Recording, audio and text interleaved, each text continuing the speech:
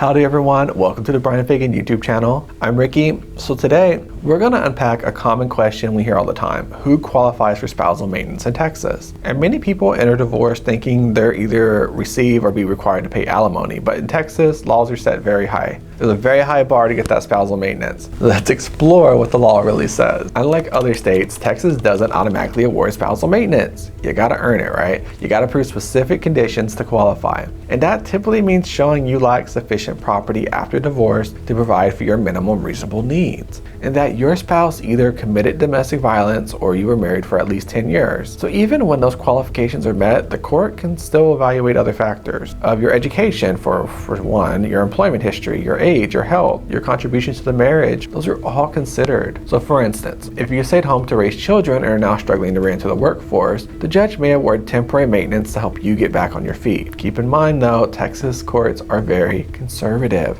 and they're conservative with these awards. They aim for maintenance that is short in duration and just enough to meet basic needs. So they're not trying to equalize incomes. And most awards are capped at 3 years unless the recipient has a disability or is caring for a disabled child. So many clients are surprised that spousal maintenance is different from contractual alimony, which is something spouses agree to voluntarily. So you can do like a prenup or postnup and agree to contractual alimony. So often it's a divorce settlement too. Like if y'all go to settlement, y'all can agree on contractual alimony as well. So unlike court order maintenance, contractual alimony can be enforced like any contract and may not be limited by statutory cap. It's also important to understand tax implications. After recent federal tax law changes, spousal maintenance is no longer deductible for the payor or taxable for the recipient for orders finalized after 2018. So this makes negotiating terms even more critical. So if you're unsure about your eligibility or want to protect yourself from overpaying, contact the law office of Bryan Fagan for a free consultation. You want a lawyer on your side to help you with this. This is one of those things, if it's going to be temporary, you want to make sure you also meet the bar to get it. We're going to explain your options. We're going to help you navigate the path, look at the evidence, and get you what you deserve. So thanks for watching. We'll see you next video.